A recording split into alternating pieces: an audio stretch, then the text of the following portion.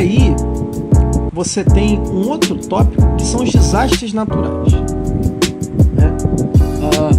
Bom, os desastres naturais, eles também são uma outra agenda do sistema, né?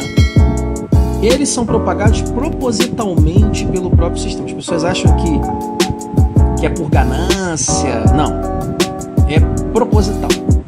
Eu vou explicar o porquê, vou exemplificar o porquê. As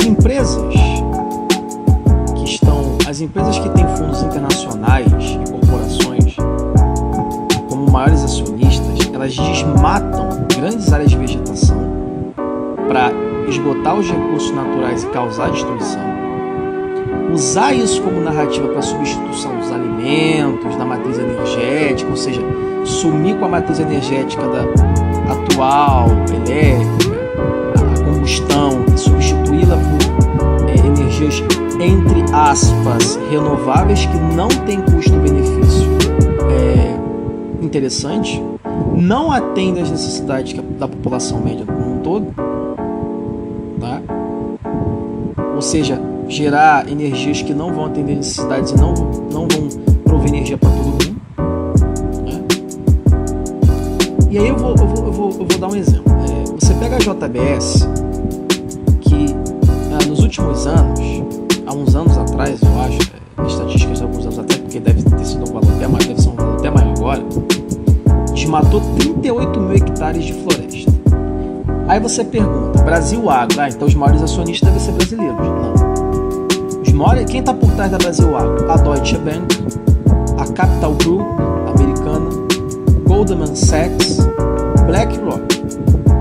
São as maiores acionistas da Brasil Agro. Como sempre, a BlackRock no meio, pode reparar. Aí você tem a própria Brasil Agro, que é uma das que está por trás da JBS, desmatou 22 mil hectares do Cerrado.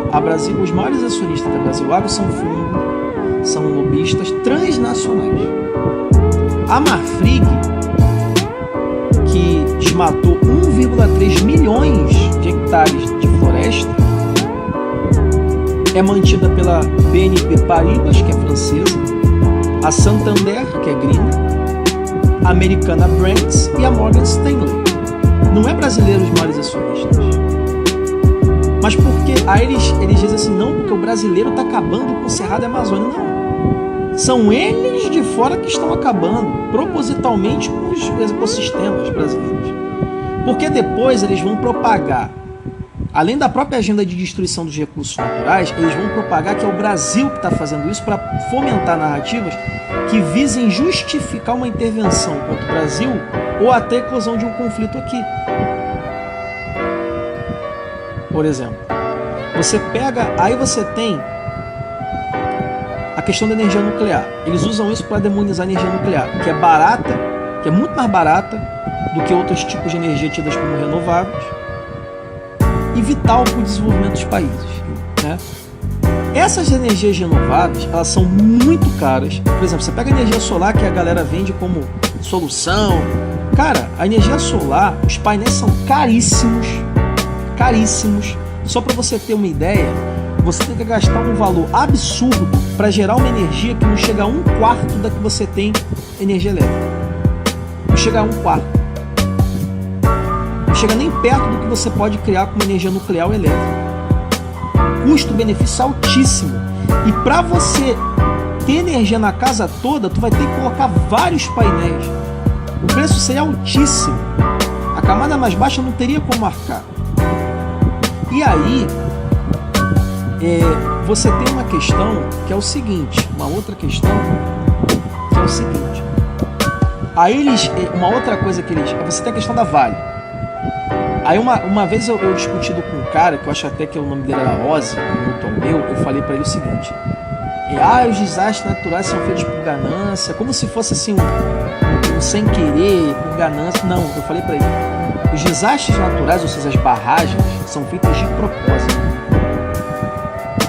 Porque além de você foder com os rios, você soterra os rios e você faz com que toda a dinâmica do ecossistema seja alterada, que é isso que eles querem. o que acontece? Naquelas áreas, se você for reparar, a maior parte das áreas que tem acidentes de barragem, se você for ver o mapa de onde aconteceu os acidentes de barragens em Minas, e você for ver o mapa dos minérios de Minas, você vai reparar que a maior parte das áreas que acontecem os acidentes de barragens em Minas Gerais são áreas com grande concentração de minerais valiosos. Porque o sistema ele quer também ter a concentração de poder nas mãos desses minerais. Parte daquelas agentes que a gente falou lá no início.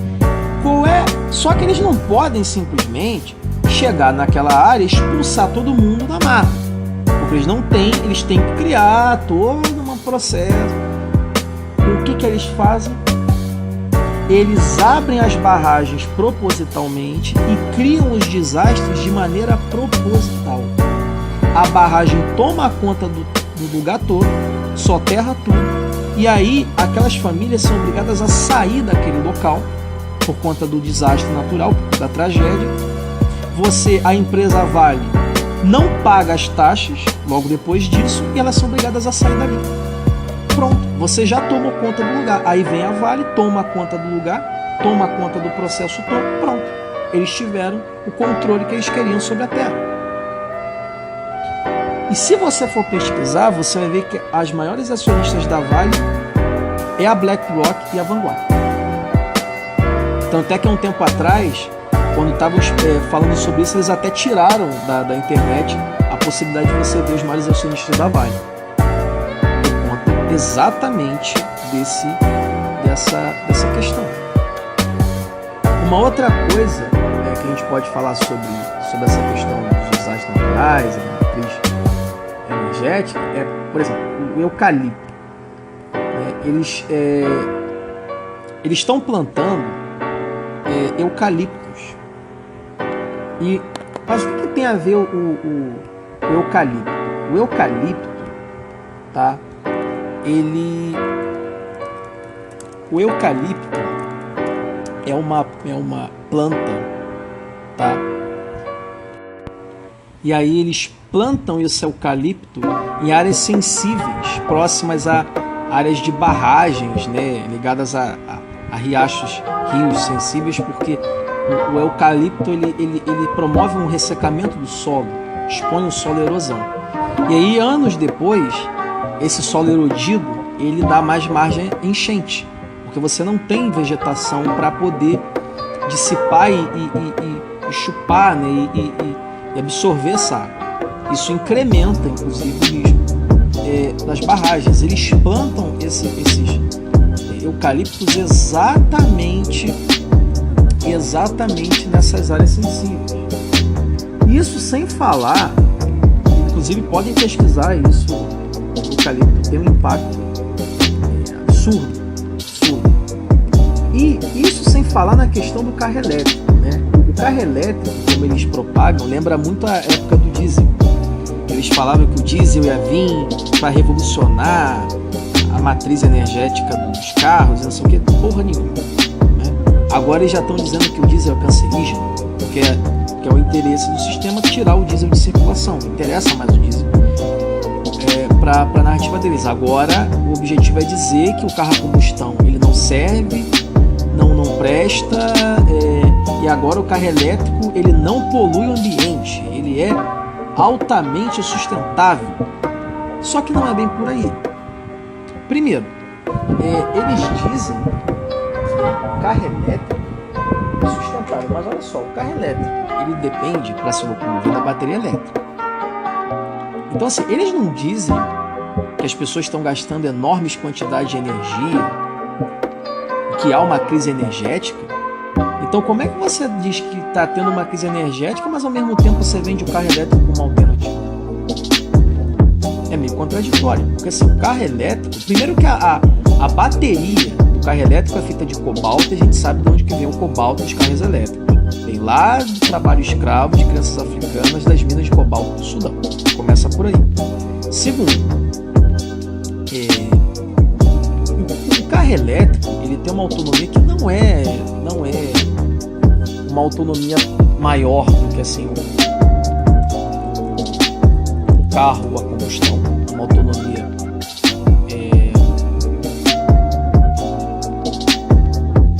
digamos assim, até reduzida, né? Só que o que acontece? A diferença da autonomia ela não é muita, ela não tem uma diferença muito acentuada, né, do carro elétrico para o carro a combustão, porque é o seguinte, geralmente a autonomia de um carro elétrico é 300 km. Só que assim, 300 km de autonomia hoje é considerado pouco. Porque, por exemplo, um carro a combustão, você para num posto e abastece por 10 minutos. O carro elétrico você vai fazer o quê? Mas eles vão expandir as redes de postos de abastecimento de carro elétrico. Só que aí é que tem um problema. O sistema, a transição que está sendo realizada é um mundo que não vai ter energia para todo mundo. Não vai ter energia para todo mundo, porque eles estão, até por conta dos apagões, concentrando a energia, promovendo falta de energia. Então, assim, num mundo que está tendo falta de energia, eles dizem que está tendo crise energética, não vai ter essa expansão da rede de postos elétricos. Não vai. Até porque a introdução do carro elétrico é exatamente para limitar a mobilização, a mobilidade, no caso, das camadas baixas. Porque ele sabe que as camadas baixas não vão ter condição de arcar com esses carros elétricos. Primeiro por conta disso. Porque você não vai ter a autonomia do carro elétrico, ela não te permite fazer grandes viagens. Você não vai ter uma rede de postos adequada para atender as pessoas. E você não vai ter expansão, porque o nível de energia que você demandaria para poder ter os carros elétricos, alimentar as baterias e ter uma rede de postos como a gente tem hoje, a de combustível, seria absurdo o uso de energia que isso teria que acarretar dentro do mundo que eles estão vendendo, dentro do mundo que eles estão produzindo. Não vai ter como, não vai ser possível, tá? E aí é o seguinte, a indústria do carro elétrico, ao invés de eles criarem, porque quando você vai no posto elétrico, você vai recarregar a bateria dele, você tem um adaptador. Ao invés dos caras criarem um adaptador universal, não, sabe o que eles fizeram? Eles criaram adaptadores diferentes para cada tipo de posto ou empresa. Então, por exemplo, se você for num posto da companhia A, você vai ter que usar o adaptador. Você vai andar 300 km, você vai ter que parar de novo. Aí se você parar e for num posto da empresa B, você vai ter que usar o adaptador da empresa B. Eles não fizeram universal. E aí você vai ter que, além do custo do carro elétrico, que é absurdamente alto, o custo para abastecer, que não é barato, é alto, você vai ter que gastar com vários adaptadores ao mesmo tempo, os adaptadores que são caros. Isso se tiver posto, que não vai ter. E você pega, por exemplo, quantos postos de carro elétrico tem no Brasil? Não deve ter nem 30. No Rio de Janeiro mesmo não deve ter nem 10. Então como é que vai fazer? E no futuro eles vão pretender proibir o carro a combustão. E o pobre não tendo direito a comprar o carro elétrico, qual o meio de transporte que ele vai usar? Então a tendência é o número de opções de transporte cair. E aí a mobilidade ser limitada. É por isso que eles querem introduzir o carro elétrico. Porque eles sabem que com o carro a combustão, o pobre tem muito mais facilidade de locomoção. Você para, abastece no posto. Entende? Com o carro elétrico não vai ser assim. Entende? E fora que, para você ter uma ideia, o tempo de recarga das baterias em estações de recarga ultra rápido, tá?